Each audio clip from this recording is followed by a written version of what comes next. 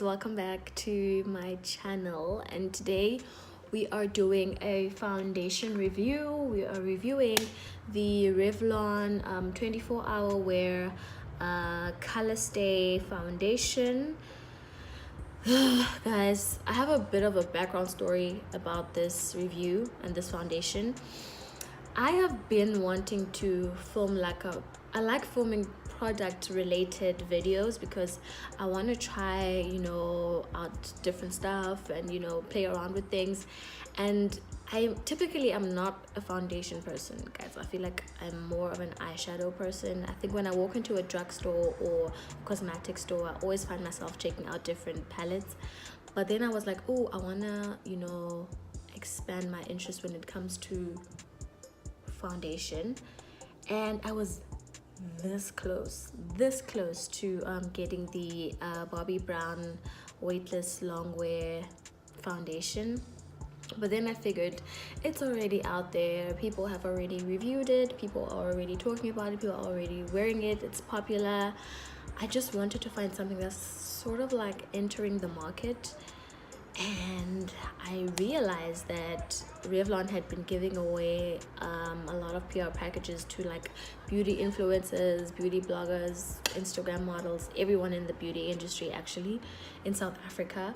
And I was like, oh, let me go purchase that, because then people will have like new impressions of this foundation and be trying it out. So I was like, let me purchase it and let me see what the big deal is. I did do a bit of background of research.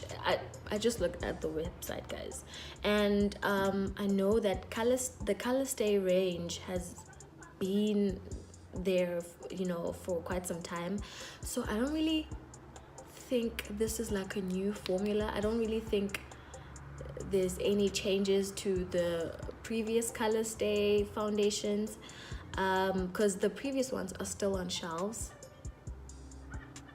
and now we have this formula. There was nothing about a new mixture of the foundation or new something. The only thing that's new, I think, is the faces. I think they have, I saw Lut Love, I saw Kim Jade, Bontle the dancer. I think that's the only new thing that they've like introduced about this foundation. I don't really think there's anything special that they've done with the previous Colorstay foundation range. But I don't know. Correct me if I'm wrong. You're more than welcome to. But anyway, let's review this foundation. I will be applying it, and let's see how it goes. Before we actually start applying the foundation, I'm just going to do a quick run through on the specs of the foundation. This is basically a few things that I picked up from the website and just the overall basic information about this foundation. Basically, the foundation comes in two different formulas. There is the normal to dry formula, which is the one I got, and then there's the oily to combination skin formula. I obviously got this one. I didn't want to get the oily to combination formula because I felt like it would be useless for me to get a foundation that I knew I wasn't going to use, because the thing with foundations for oily skin is that the primary function would be to mattify, and I'm not really a fan of like the matte finish. I like a bit of a natural glow, a bit of a dewy natural glowy look. So I was just like, I'm not gonna even bother with it. But the one thing that really bothered me with the two different, not really bothered me, but it's just something that I'm not understanding why Revlon took this route. The two formulas come in different shade ranges, and the normal to dry it's so weird because the normal to dry formula has about 9 shades, and then the oily to combination formula has about 18 shades. Like, I don't understand why there's such a huge gap between the two, because now what's going to happen is that you're likely to find your shade match in the oily to combination, regardless of whether your skin is dry or not. And that defeats the whole purpose of even having two different formulas if you're just gonna not even cater to, you know, the shade range. But that's the one thing that I'm really like, I bought Revlon because I feel like, actually, when I went to go purchase this foundation, I first saw a shade really close to my complexion in the oily to combination skin formula, and then I had to ask the lady to help me find the closest shade to my skin from this formula. And it was just like, okay, maybe it's because no, but the website actually does say nine shades, so I think that's something that Revlon might have to consider working on. The foundation is said to be lightweight. I think that's always that. I mean, I'm not sure if that's like always like a good thing or a bad thing, but the thing with lightweight foundation is that they tend to be medium to light coverage, so I'm not sure how I feel about that. It wears up to 24 hours. Personally, I don't really think I'd ever wear foundation up to 24 hours, but I guess if you're traveling and you really need, you know, to be dolled up on your flight, then to blend quickly. Let's see how that goes. SPF 20, yada yada yada yada yada. Okay, so I'm just gonna then start applying the foundation, and then I'm going to give you guys like a run through of what I think right towards the end of the video. So let's get started. Oh, and I'm gonna be using one side with a beauty blender and the other side with a foundation brush, because I want to see how well it really blends with different tools. Okay, so I've already primed and moisturized my face. I'm just gonna start applying the foundation.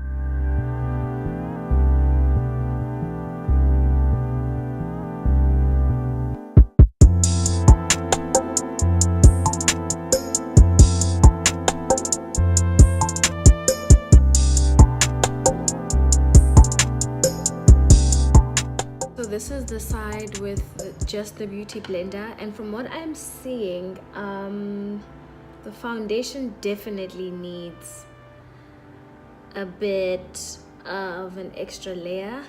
I'm not sure whether it's because it's the beauty blender that soaked up most of the product, but I'm definitely sensing that it's a very lightweight foundation. Like, I can still see my scarring and pigmentation.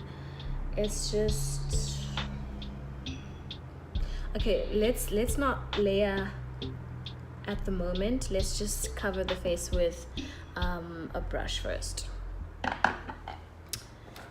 using 3 pumps like I did with the beauty blender.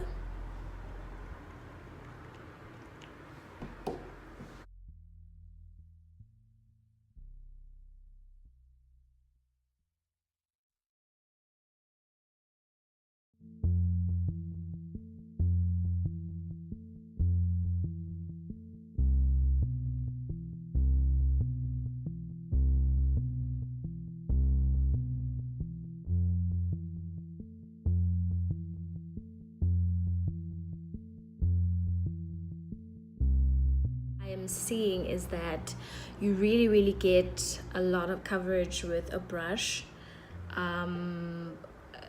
It's actually a huge difference, so I definitely advise you guys to use a brush when you're working with this particular foundation, because you do want to obviously maximize the amount of product you have. So I think by using a beauty blender, you really waste a lot of product, and especially for a lightweight foundation such as this one, you really want to get as much as you can from the first layer. So I am definitely considering going back to using a brush when I'm working with this foundation.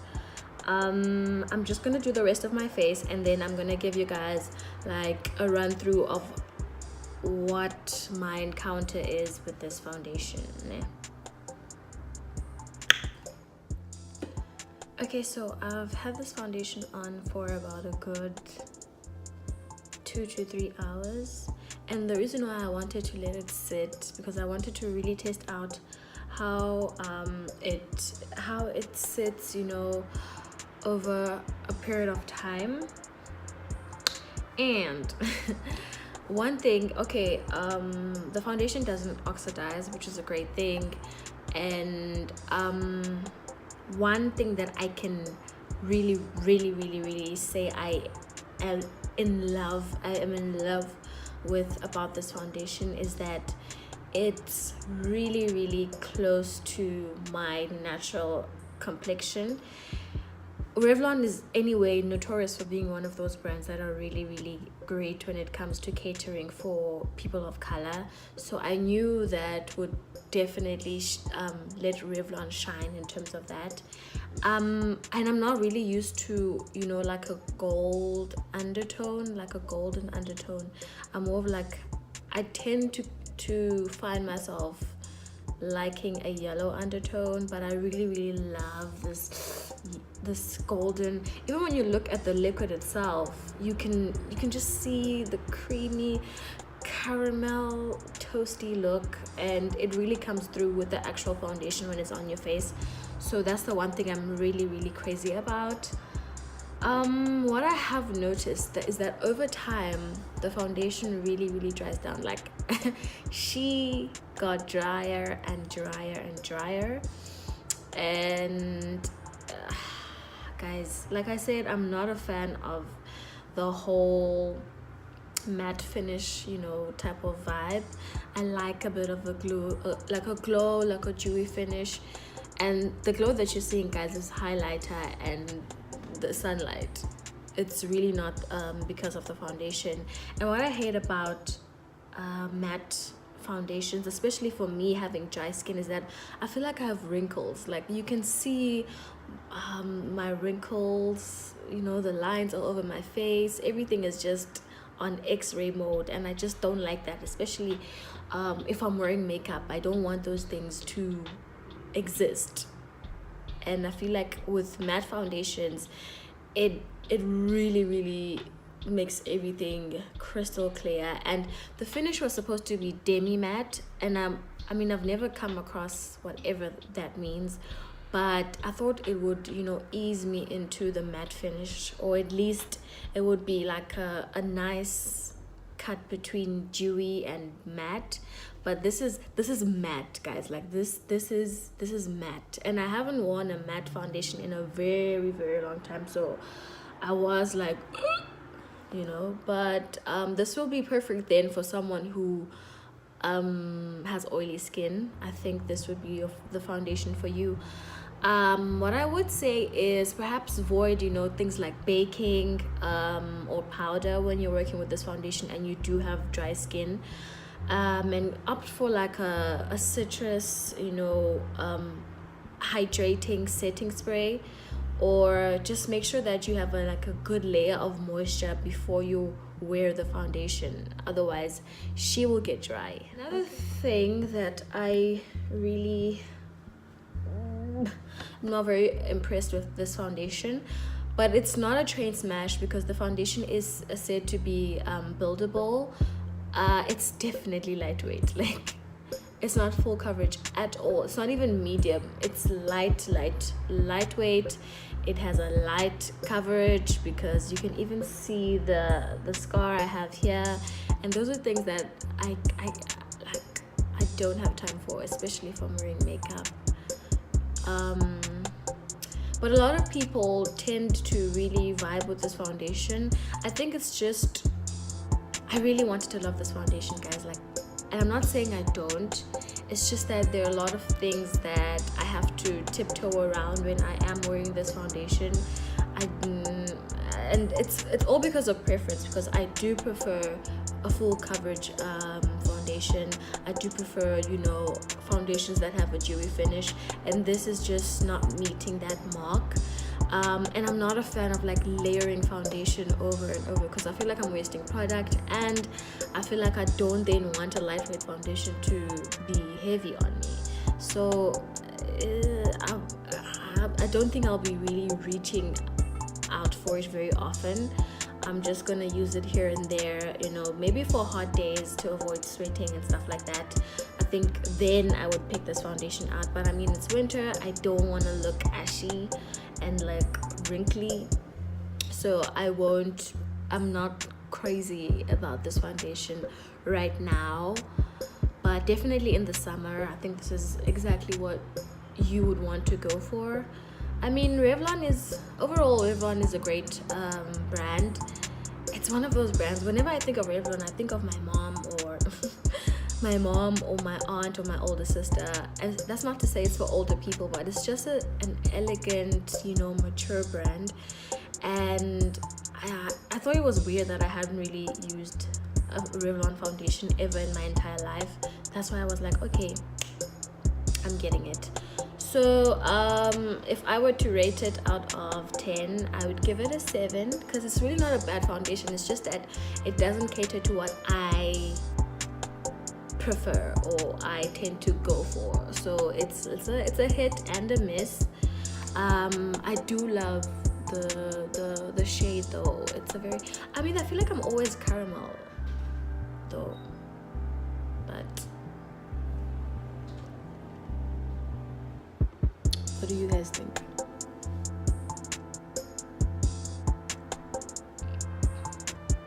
She's not bad. She's not bad. If you guys do want to purchase this foundation, it is available at any drugstore. That's Discam or Clicks. It was about 326 rand, which is not too pricey. It's just above the average drugstore foundation, but still not as high end as, you know, Bobbi Brown or Clinique or that kind of stuff.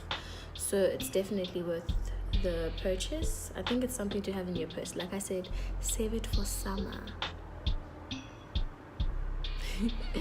Anyway, thank you guys for watching. I'll see you guys in my next video. Don't forget to like, comment, and subscribe. And let me know what you guys think about this foundation if you have been using it.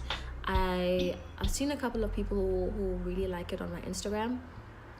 I did post it and people were like, oh, that's my favorite, you know. So I want to see if everyone feels this way, and then I'll feel like shit for being the one person who's like, meh.